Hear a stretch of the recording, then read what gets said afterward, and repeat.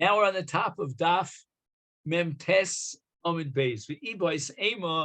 We're still trying to reconcile our Mishnah with all three shittas of the Tanoim. So far, we were successful in reconciling our Mishnah with Rabbi Meir. Now we go on to Rabbi Yehuda. Rabbi Yehuda holds with the opposite Kavachomer, that if there's a mitzvah on a father to support his daughters, his sons, how much more so his daughters, where there's an issue of nivul, of zilusa, of undermining her kavod, if the daughters have to knock on doors. And here's the way we're going to read the Mishnah. Even though in the case of the bas, there's an issue of kavod, of zilzul, nevertheless, there's no obligation incumbent upon the father to support his daughters. Forget about bizayon and the fact that she have to be, choseres al psachim. Certainly, if he's not chayiv and obligated to feed his daughters, certainly he doesn't have to feed his sons. They don't have that issue of kavod.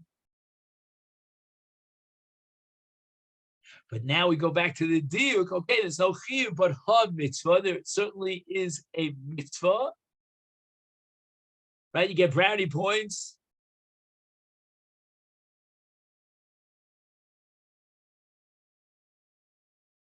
You're a good Samaritan. Bibno ika. I'm sorry, I lost it. 1 second. Oh. Ha-mitzvah b'no ika. Now keep in mind that according to Rabbi Yehuda, b'no is on the lower echelon, vis-a-vis bas, who's on a higher echelon because of the kavod. Now you'll ask me the question, v'hak t'kani bito.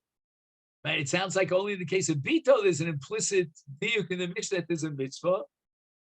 When you, Rabbi Yehuda, hold that even in the lower echelon, namely in Ben, there's also a mitzvah.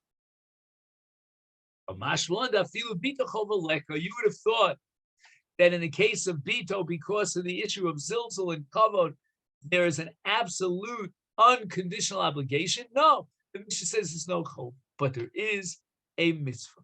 And that mitzvah applies even in the case of one.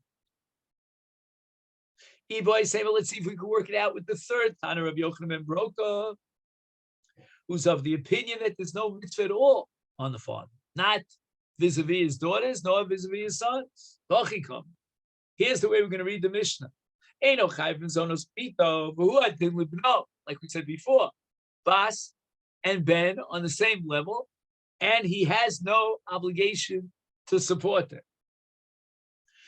What about a mitzvah? No. We're going to interpret the Mishnah saying, there's not even a mitzvah. But wait a minute, you're undermining our whole reading, our whole understanding of the Mishnah. The Mishnah says there's no chova, implying that there is a mitzvah. Whereas according to Rabbi Yochanan ben Broka, there is no mitzvah. Which is hard to imagine, but that's Rabbi Yochanan ben Broka. The answer is that the Mishnah went out of its way to tell us that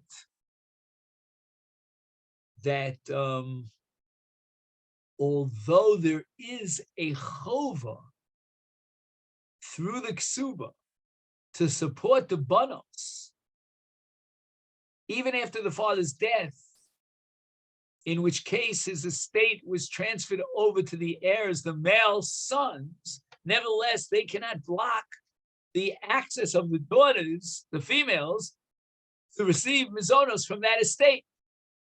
The ID de banos liachem risasan avien chova. Since the Mishnah wants to teach us that after the death of the father is a chova, and therefore the male children who are heirs cannot block that chova to support the mizonos of the banos. Is tananami eno chayev. Now, when he walks, when the Mishnah wants to talk about the bechaya av, when the father is alive, he tells that there's no chiyuv. But really, what he means is, when Rabbi Yochanan ben Broka, there's no mitzvah.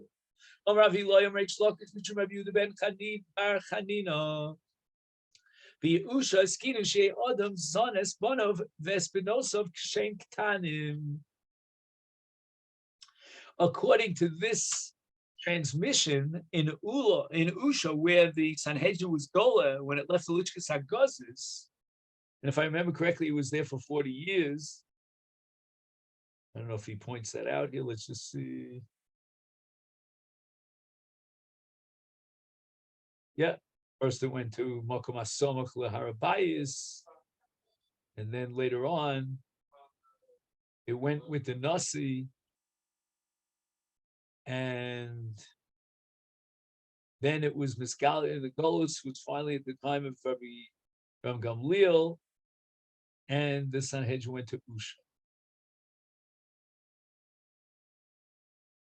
Later on, it seems that Rabbi Gamliel moved to Yavne, and that's when the Sanhedrin went back to Yavne. Okay. So what was the takana, the injunction that was instituted in Usha, that a man has to support his young children, not as a chova, because as we established clearly, there's no chiyuv to support your children, but through takanas chacham mischayev b'mizonos bonav haktanim, until they become gedolim, meaning until they have shtei saros and shonim.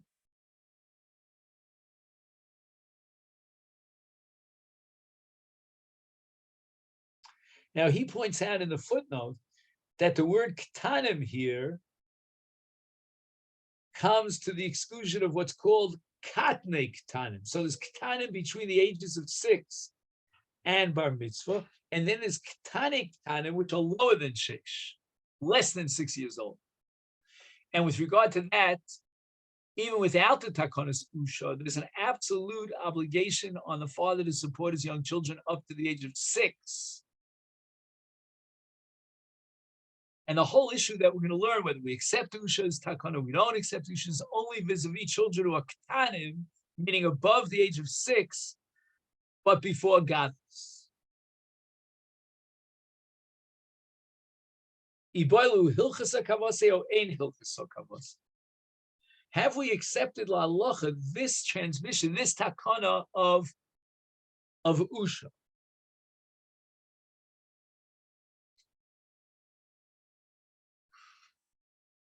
If we did, if the takana of Usha, the Sanhedrin in Usha, was accepted, then if a man would be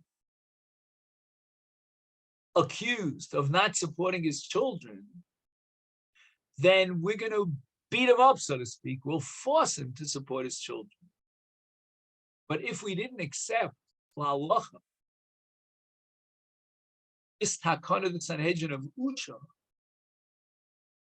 then although it would be a mitzvah for him to support his children, haktanim, we cannot force him to do so because it's not a chov. How do we pass? Toshma, the kiavi also coming to Rabbi Yehuda. They had cases that came in front of Rabbi Yehuda of fathers who refused to support their children. Their children were ketanim. Amalahu, and Rabbi Yehuda would say to them, this is a mashal, Yarod Yolda V'abnei Masa Shadya. So something called a Yarod, which he translates it as a tanin. A tanin is like a very large animal. You know, back in the day, like a dinosaur or something like that. Gave birth, instead of supporting his own children, he says, let the, you know what they call it in Yerushalayim, the kupata ear, you're familiar with that? You know, let the community chest support my children. And it means that their relationship towards their children is achzarius. It's cruelty. They have no compassion on their own children. And therefore, Rabbi Yehuda is coming to give tochacha and gnai to those people who refuse to support their children. But apparently, he did not have the authority to force them to support their children. That's called kfiyah. He didn't have. We normally have a principle called kofanal and mitzvahs, but here we're not going to apply kofanal and mitzvahs, meaning we do not accept the takon of usha. Another story. In this case, they came in front of Rav Chisda. They refused to support their children. Amalahu, Rav Chisda said to them, now this is what we call public humiliation, which is really we know that Chazal tell us that Hamavaish is Chavero en Lochel Kol Mamba, and it's considered like Shvichas Damim. I mean, Bucha, to cause someone Bucha is a terrible thing, but in this case, we're talking about a person who refuses to support his children. It's such cruelty. We have to go public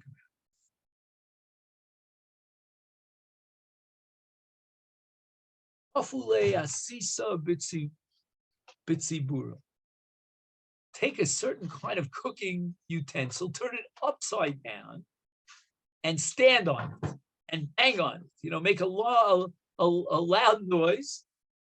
The lekum, and get this man who refused to support his children to stand on top of this overturned machteshes. Machteshes is where you grind the wheat or whatever it is, the grains.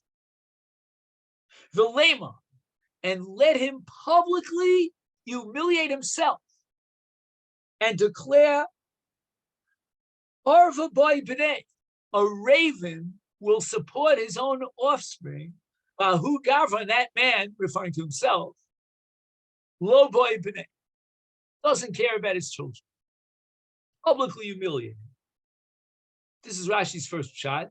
Rashi has the second shot, is that the shliach of Bezdin will get on top of this overturned machteshes and make this announcement about such and such a person.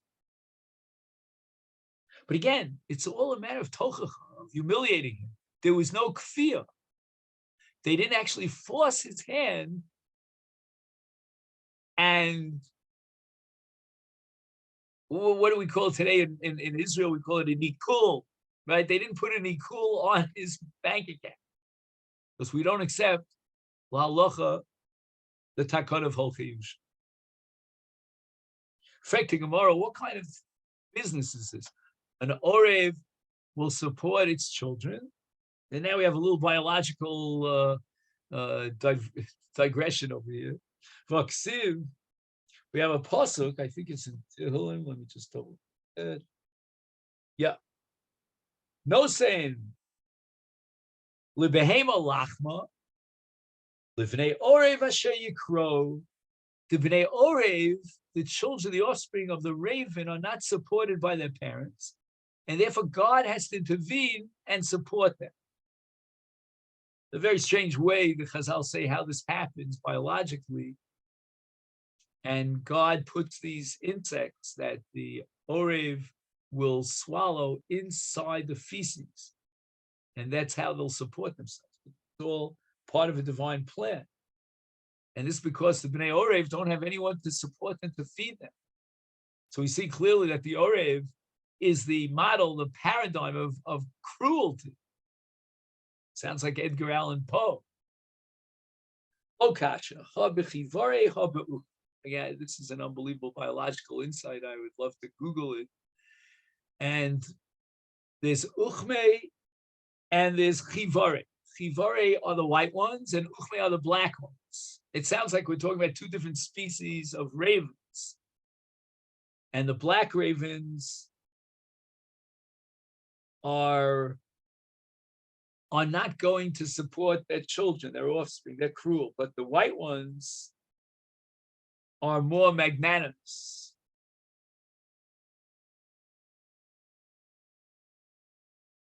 But Rashi has a whole nother pshat here. It has nothing to do with different species of ravens, but rather different age brackets of the offspring of the ravens. When the offspring is very young, its complexion is dark. And that's not like the older, more mature ravens that are white.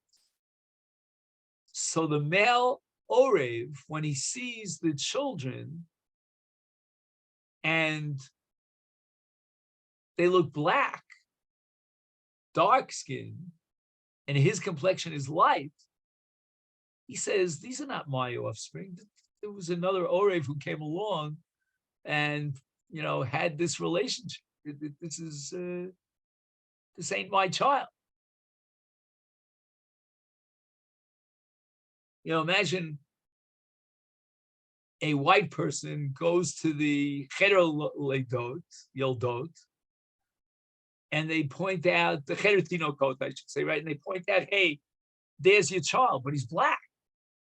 That can't be my child. But what happens is with the Orev, that during the course of its maturity, its complexion turns from black to white.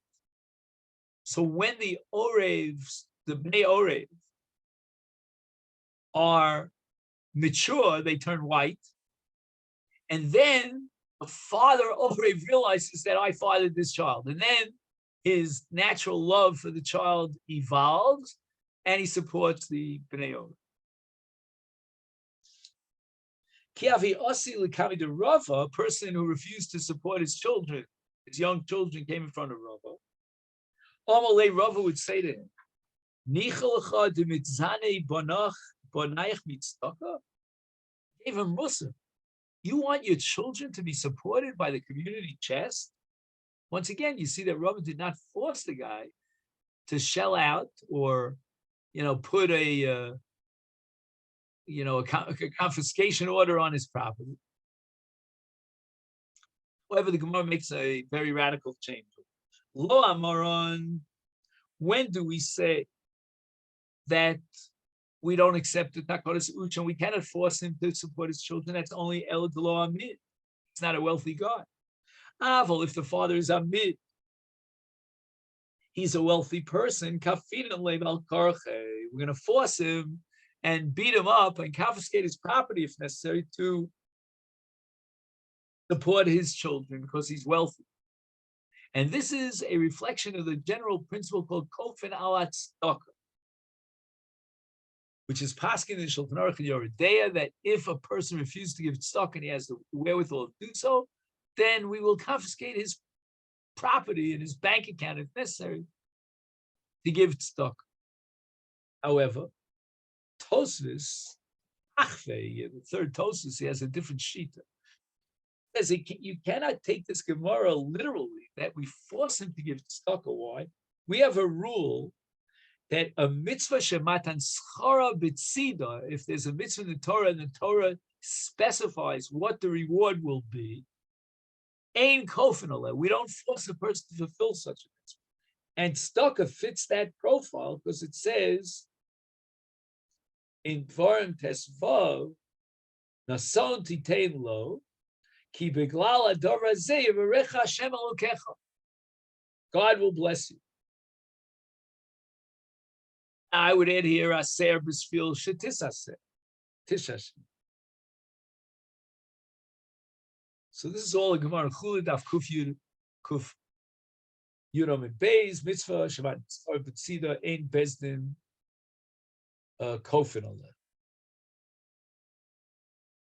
So Tosfos comes up with a whole new pshat in this Gemara, where the Bnei Ha'ir got together and they indicated and enacted that a certain sum of money of stock has to be given by each one of the Bnei Ha'ir, a tax, so to speak, for the stock of the charity. Not a bad idea today. That would solve a lot of problems in shuls and schools. And therefore, we can force him to support the tzedakah organizations. However, most Rishonim learn against Tosfos and Kofen Alat tzedakah, and it's not considered matan schar mitzvah. That's how we pass Kofen Alat tzedakah. Ki had Rava kafye Rav Nosson bar Ami. Rava actually forced Ravi Oven, who apparently was wealthy, and when they went down to take money from his account, the Gizbarim or whoever they were. At the end, they ended up with 400 zuzim, a massive sum of money for tzedakah. They didn't give him a choice in them.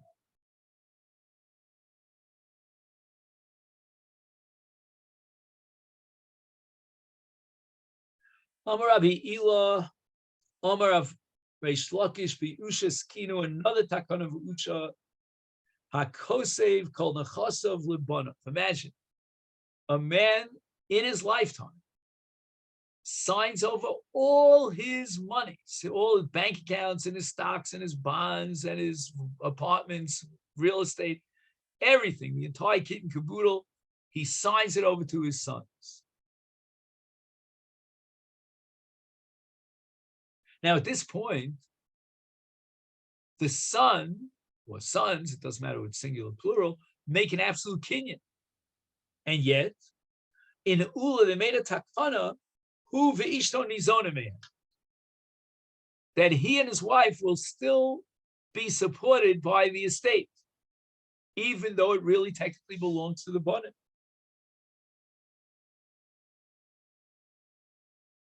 And if they're younger children, so forgetting about Yerusha, but just in terms of focusing on Mizonos, we will take from the Yerusha for the Mizonos. So as I said before, he's got to have a very fat, wealthy, estate, all his assets, in order for the son, right? He wrote all his assets to his son. So what's the son going to end up with after you support him, the father, and the wife, the mother, and the children who are young children?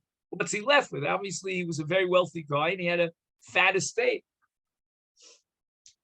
Now, here there's a major machlokas, which is quoted here in the Masechet between Rashi and Tosas on the one end and the Rashba on the other. Rashi and Tosas holds that according to the strict letter of the law, he, the father, and his wife have no rights to that money once he wrote them all and transferred ownership over to his son. This is only a takana of Uch. The Rashba, on the other hand, says Mikra Adin, that's Mikra Adin. Why? This is an umdana that he didn't want to give away all his nechasim so that he wouldn't have a penny to his name.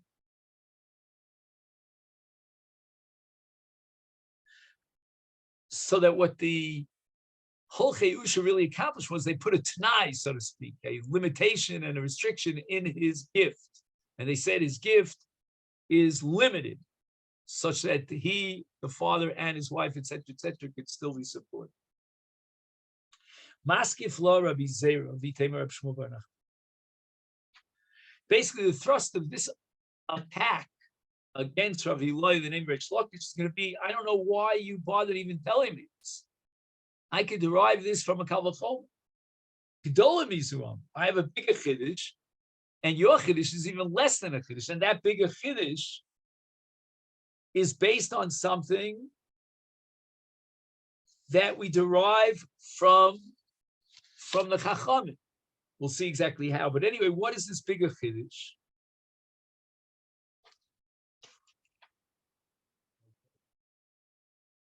Now, I realize we only have about 6 minutes officially, so I'm going to ask Mechila because we're about to enter into a little bit of a sensitive, complicated issue, and we'll try to see, we may need an extra couple of minutes. So let's see how it goes. Okay.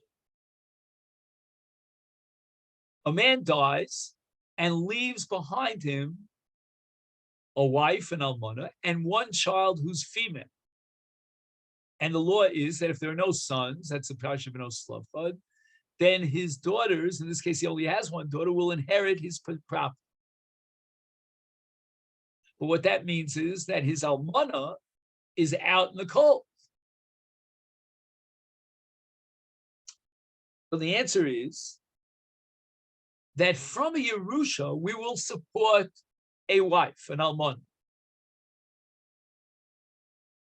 Fine. So far, so good. So the daughter inherits her father, the entire estate, But there's halacha of mizonos for the almana from that which was inherited. Similar to what we discussed earlier. But now the bas gets married, and all her possessions now accrue to the Baal. Does the almana still have rights to collect from her mizonos, from the estate that now belongs to the Baal?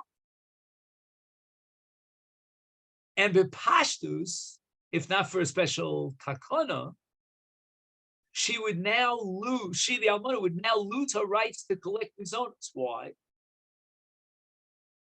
Because if the estate is sold to a buyer, she does not have what's called a shibud, a lien on that estate. Because could you imagine, would you ever buy a field or a piece of real estate knowing that possibly the seller will die and his almana will now come and take, with a shibud, take those nechasim? So Rabbanan made a takana that to protect the lekuchos, they're not going to allow for that shibud. They won't recognize the shibud vis-a-vis the almana, and therefore the almana will no longer be able to collect her mizonos once the field is sold to a lokeh. And pashtus, when a man marries a woman, and now through the ksuba relationship, he now inherits, so to speak, all of her possessions. Again, there's a difference between guf and beres and so forth and so on. So then his status should be that of a lokeh. And therefore, when she, the almana, comes to collect her mizonos from his newly acquired estate through marriage, he has a right to say to her, go fly a kite. You don't have, there's no shibud in these nechasim for you. So the Rabbanan made a takon in order to protect the sustenance of the almana. They said that the Baal who marries the daughter, right, her son-in-law, has the status not of a lokeh, but of a yorish. And as we said before, vis-a-vis Yerusha, she will collect her mizonos. So that's what it says here, alminoso mizones minachasov. Based on this takonas chachamim, a woman can collect her mizonos. This almana will collect her mizonos, although she cannot collect it from a lokeh, but she can collect it from the Baal. And the reason for this is because lokeh spent a lot of money to buy this, and now you're telling him he has to fork it over to the almana, so he wasted all his money, lost all his money. You're going to discourage any buying and selling of karka in the market. But in the case of the Baal, what dime did he invest in acquiring ownership on his newly wedded wife and her possessions? Nothing. He didn't lift a finger. He didn't sink in a dime. So he doesn't suffer any loss. It's all pure gain, and therefore the almana has the rights to collect her mizonos. And the takana is that the Baal doesn't have the status of a lokeh, but rather of a yorish. But now the Gemara says a kal v'chomer, who v'ishto miboy, in a case where a man is alive, or Hashem, his wife is alive, and he wrote off his nechasim to one of his children, how much more so the banim cannot be considered lekuchos. Lekuchos means they spent a lot of money investing in the purchase. They didn't purchase anything. They didn't spend a dime. How much more so the father and the mother during their lifetime should be able to collect their mizonos from the so-called Yerusha. I mean, it's not really Yerusha, it was an outright gift. It's a lot. You and I know that in order to avoid tax laws, you give away gifts. Gifts are not as taxable as Yerusha. Inheritance tax could be very high. Shalach Ravin Vigarta. Ravin sent a letter. Misha Meis Vihiniach. 1 second, I lost it here. I turned 2 pages instead of 1. Misha Meis Vihiniach. Almana Ubas. Right? He died and he left behind him an almana and a bas. He has only one daughter. She inherits his possessions. And now almanaso nizonos minachasav and nises habas almanaso nizonos minachasav. Even if she gets married, in which case we should consider the Baal as a lokeach. No, we're going to consider the Baal as a yoresh, and the almana, will continue to collect hamizonos from the Yerusha. Oh, but now we get to a more complicated case. Mesa Habas. You see, as long as the Bas was alive, then her husband is not a Yoresh. He gains her possessions through the vehicle of marriage, of Michus. And therefore we could say he's not, he's in a different category. But now she dies. Now, if she dies, the Baal now inherits all her possessions because a Baal Yorish is Ishto. He's alien to the picture now. He's no longer married to the Bas. And now the Almana is going to come and take away from his inheritance through the Takanas Ksuba of the Almana.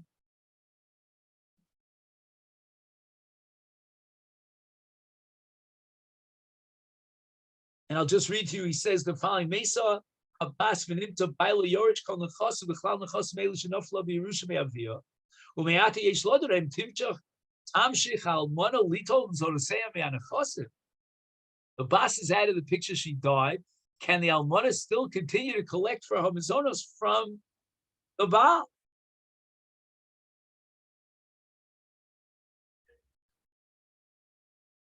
Nomar Shabal ki ish nachriu. Should we say that the Baal is like an alien person? Shari bolin echasim machmas ishto v'lo machmas ha'av. He has no relation to the father. This is his wife's possessions that he inherits after her death. Is einu elakalokech bi'alma. We should consider him as a lokeach. We said that the almana has no rights to collect from lokeach because there's no shivut. Rabbi Yehuda ben Achoso shel Rabbi Yossi bar Chanina al Yodi Hayamaisa. As I had a case where I had to judge this, the Amru and the Chachamim told me to be Mora Holacha that Almanaso Nizonis Minachas. Even in this case, the Almana continues to be supported even after the death of her daughter from the estate that's now been inherited by her husband. Who ve'ishto? Boy. Now again, the same Kalvachomer. In a case where he gave over his nechasim, the father, as a gift to his son during his lifetime, I need a chiddush to say that he, the father, and his wife can still collect their mizonos from the properties that he bequeathed to the son as a gift.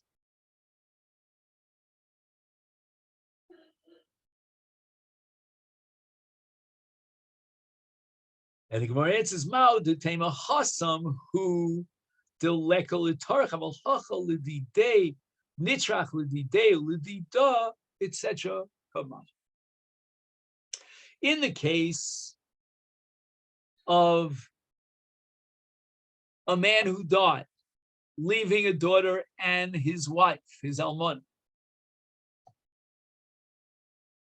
he's out of the picture. He's gone already. You cannot expect him to support his late wife if he's dead.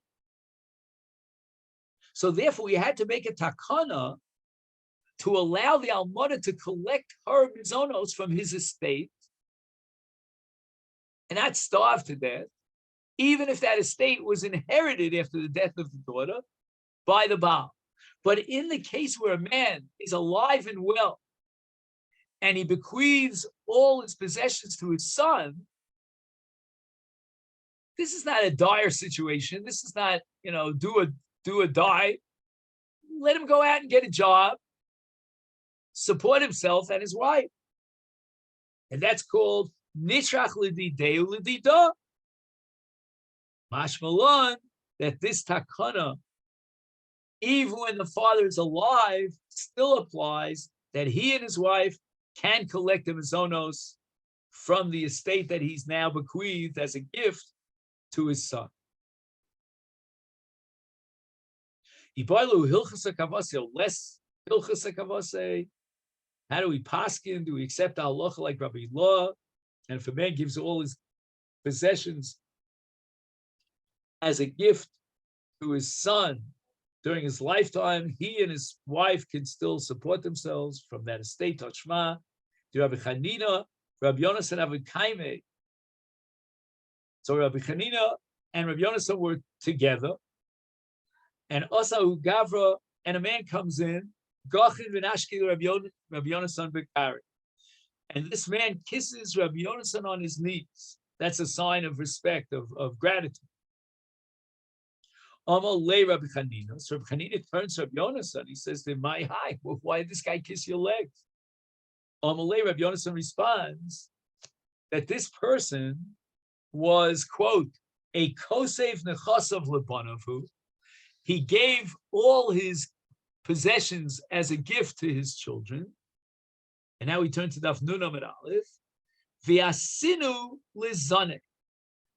And I forced the children, or the son, whatever it is, to support the father and his wife. And because I did so, he came in to kiss me because he owed me a debt of gratitude. Because this wasn't really the letter of the law. This was what we call lifnim mishras adin. So I understand why he kissed him. He kissed his knees. If I assume that this is not mikra adin, but it was lifnim mishras adin, mishum hachi asinu.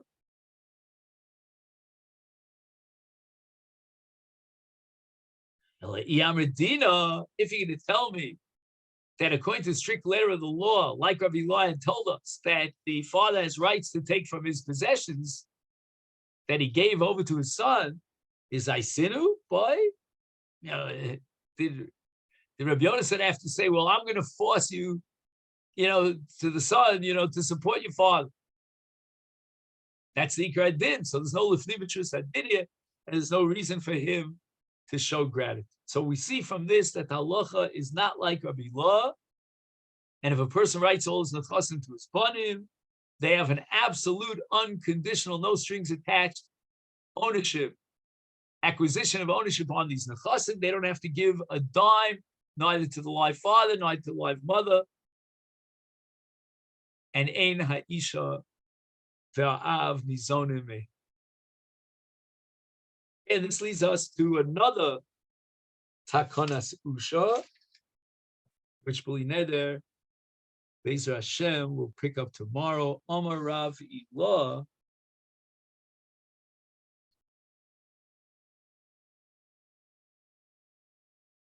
And I'll wish you a great day. Thank you.